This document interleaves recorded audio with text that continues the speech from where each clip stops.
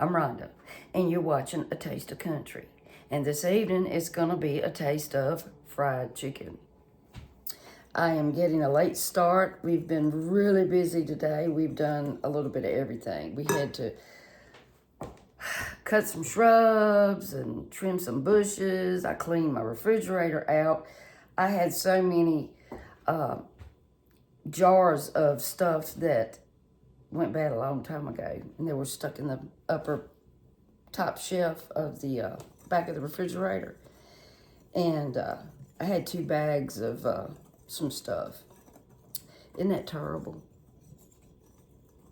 But I'm short, y'all. I don't get to see it all. But anyway, what I was saying was I'm getting a late start frying some chicken and stuff for Randy's dad. He wants some fried chicken legs. And like I've told you before, if you watch my channel, what he wants, he normally is, I'm going to cook it for him.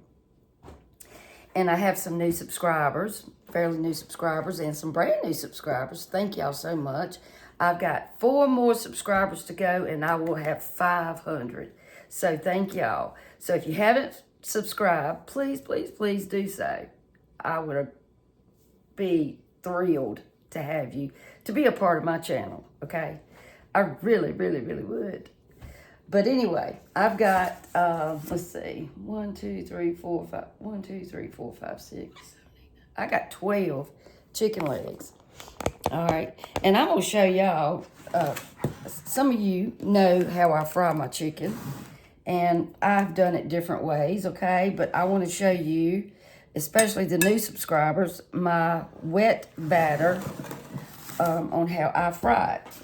But first of all, I've got these chicken legs, and they're not very big. Sometimes they're really huge. Sometimes they're not. And these were a really good price, too. They were only like $3 and something for 6 legs. I don't think that's bad at all. Okay. At the old Dutch, y'all. Okay, I'm just going to salt and pepper one side.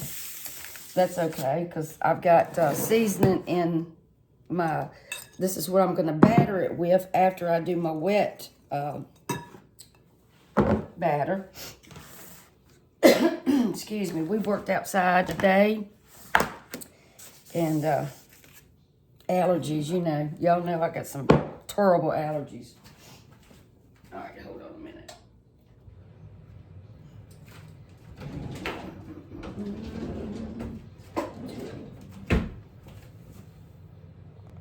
All right, I've got about 1.5 cups of all-purpose flour. It doesn't matter if you use self-rising or all-purpose. Either one's fine.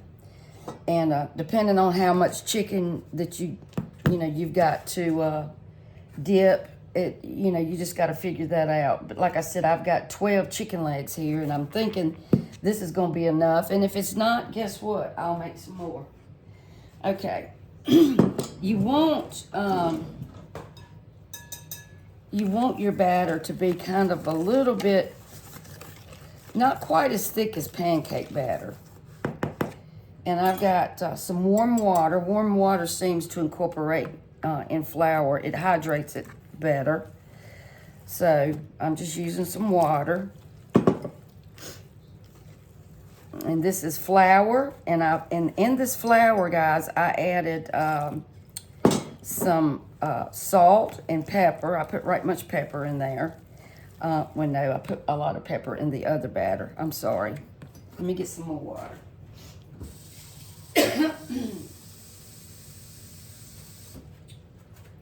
Okay, I've got about 1.5 teaspoons of smoked paprika.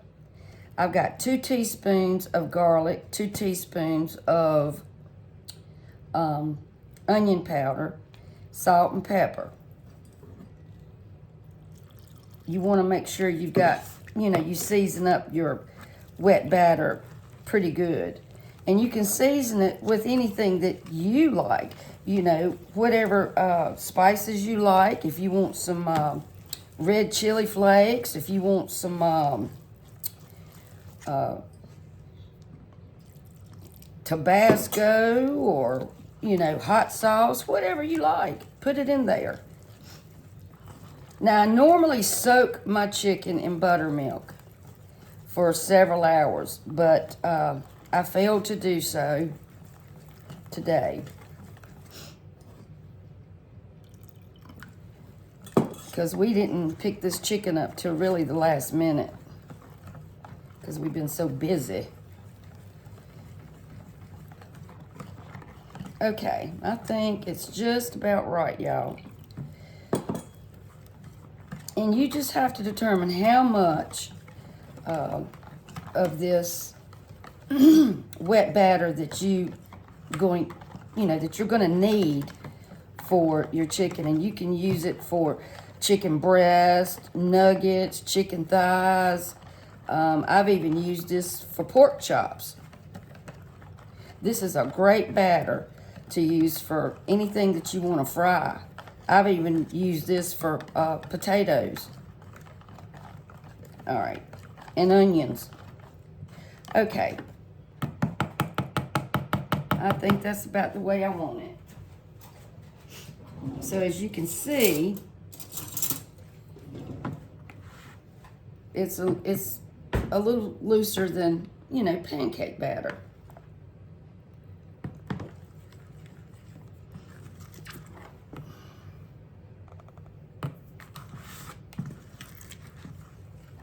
But you don't want it too runny because you want it to, hold your ears, y'all. You want it to stick to your chicken. Okay. Now, I've got me a little plastic thing here, little trays. And what I'm going to do is just, oh my goodness, there's some feathers. Ugh. If y'all have watched my videos, y'all know how I feel about them things. They gross me. Ooh, I don't like them. Oh, well. Chicken's got feathers. I can't do nothing about it. Okay. And you want to just roll it around in there. Okay? And hold it up and let it drain a second. Oh, let me tell you what I've got in this real quick. My flour that I'm going to batter the second part of, you know, the battering of the chicken. I've got a couple of cups of flour in here, and I've got the same thing in here, except I did not put the smoked paprika because I don't want the chicken to turn too dark, you know. I just don't. So I put salt and pepper and garlic powder and onion powder. And you know, you can put as much as you want in there to your taste. But I put a couple of teaspoons of garlic, a couple of teaspoons of onion, about 2 teaspoons of black pepper, because I think black pepper and chicken is a match made together. Almost knocked that over. Alrighty. Alright, so you see how I'm letting it drip. And then I'm going to drop it in there. And I'm just going to... Now, you can put this in a baggy. You know, we do that sometime. But I wanted to show you... I didn't do that because I wanted to show you what it looks like. And it'd be hard for you to see it if I put it in my paper bag. Okay.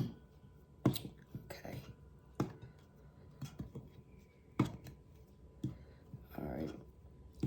And there you go. And see the crispiness you're going to have. And you can dip it twice if you want to. If you want it extra crispy, you take this. We'll do one piece. Put it back in there. Roll it around. Okay. And then let it drain.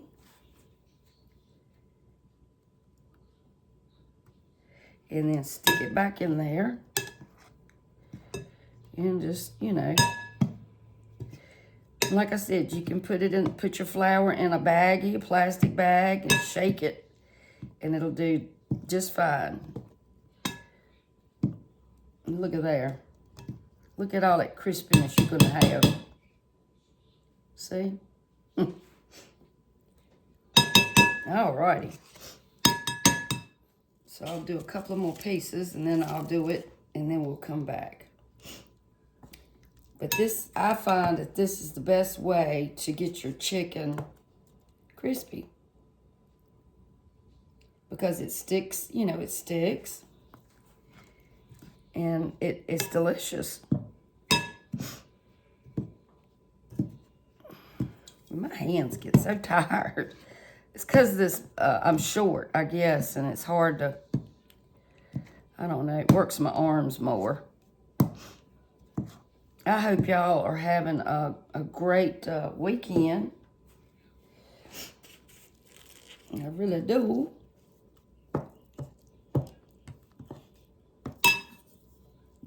I'm so excited. I'm almost at 500 subscribers.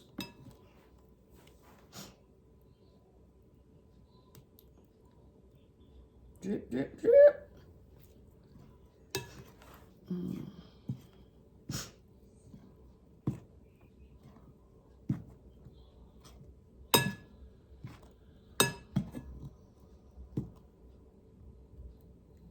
Look at that. Okay, I'll be back, guys. I cleaned up my mess. I always use bleach, and I use the Clorox cleanup on my bar and stuff when I handle chicken, because you got to be careful. All right, I'm going to use my electric fry pan today. And I'm using Crisco shortening. I think it fries the best chicken. And I got about, oh gosh, 2 or 3 cups. That's what it looked like. And now that it's melted, it doesn't look nowhere near that. It looks about like 2 cups. But I got it on 350.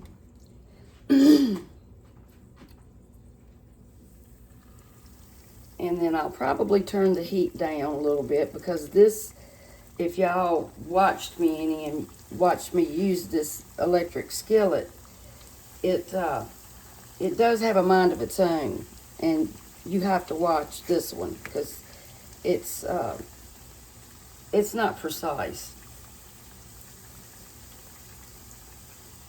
And I usually try to let my chicken get room temperature before I fry it, because it'll cook more evenly. It's not going to spoil sitting out for a little bit like that.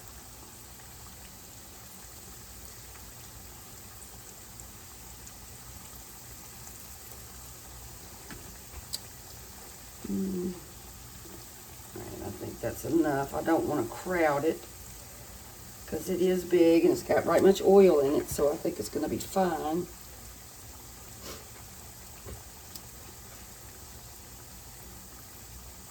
And it's just as easy as that, and you're probably going to cook it 10 minutes on each side, or until the temperature reaches 165, and I always check it. It doesn't take that long to cook these legs. I believe that's okay. And I always, when I'm getting ready to flip or when I flip them, and I'm going to take them out, I always have clean tongs, because I don't want to cross-contaminate. You don't want to do that with raw chicken. Yucky on it. I'm going to put the lid on it for just a little bit. I'm gonna leave it crack just a hair, like that. And I don't like to turn my chicken but one time, because that way you won't tear the breading from it.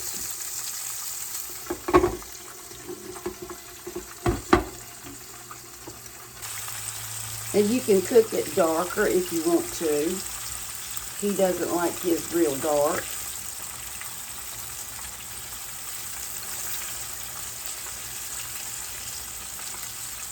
Look at there, y'all.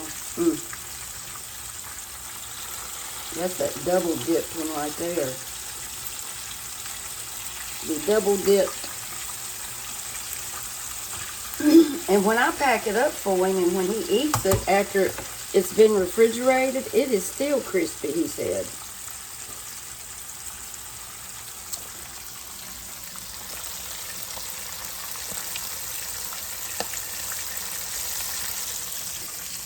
Yum. And you can do it. And I have this wire rack pan, and I put some foil in the bottom of it, so when I put my chicken on it, it catches the drippings and the grease. And I turn it up on the side also to get each side good and crispy. Okay, I've got 4 more pieces to cook. But here you go, y'all. Crispy. Look at that. Can you see it? Delicious. Hot fried chicken legs. And you can do it. And it is yummy. I will put the recipe in the description box. And I hope you make it. Like I said, you can use any, you can use legs, thighs, breast. You can use this for pork chops. So, y'all make it. And if you haven't subscribed, think about doing so. I'd really appreciate it. Thank you for watching. And I hope that the rest of your weekend goes exactly like you want it to.